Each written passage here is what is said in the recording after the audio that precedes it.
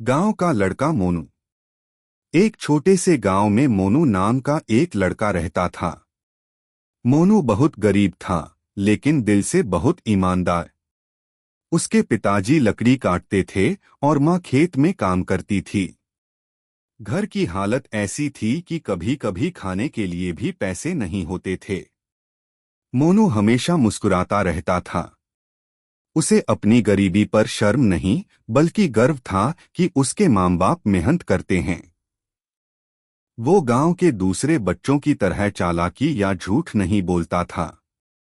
हर सुबह वो अपनी पुरानी बांस की टोकरी लेकर जंगल जाता और जंगली फल इकट्ठे कर गांव में बेच देता।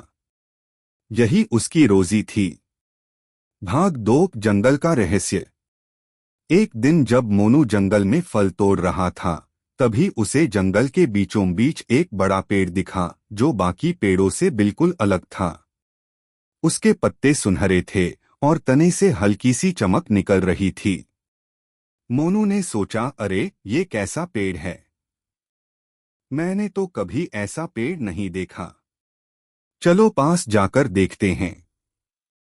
जैसे ही वो पास गया, पेड़ की जड़ के पास एक बोर्ड दिखा जिस पर लिखा था, यह जादुई पेड़ है, केवल सच्चे और ईमानदार इंसान को ही इसका फल मिलता है। मोनू को यकीन नहीं हुआ, लेकिन उसने धीरे से पेड़ को छुआ। तभी पेड़ से एक सुनहरी आवाज आई, मोनू तुम सच्चे और ईमानदार बच्चे हो, मैं तुम्हें एक मौका देता हूं। इस पेड़ पर चढ़ो और एक फल तोड़ लो। मोनू डर गया, पर उसने हिम्मत की और पेड़ पर चढ़ गया। जैसे ही उसने फल तोड़ा, वो सोने जैसा चमकने लगा। भाग 3 जादुई फल का असर। मोनू खुशी खुशी घर पहुंचा और माँ पिताजी को वो फल दिखाया। फल से सोने की रोशनी निकल रही थी। पिताजी ने कहा, बेटा इसे बेचकर हम अमीर बन सकते हैं।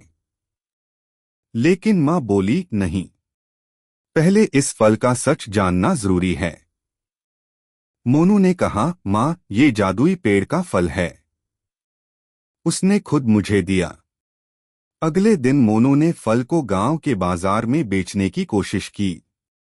दुकानदार ने देखा कि फल सच में सोने में बदल गया है। उसने तुरंत बहुत सारा सोना देकर वो फल खरीद लिया। अब मोनू का परिवार अमीर हो गया। लेकिन उन्होंने लालच नहीं किया।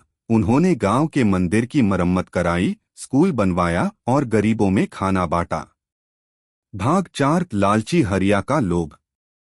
गांव में ही एक लड़का था हरिया, जो हमेशा मोनू से जलता था। वो बहुत धोखेबाज और लालची था।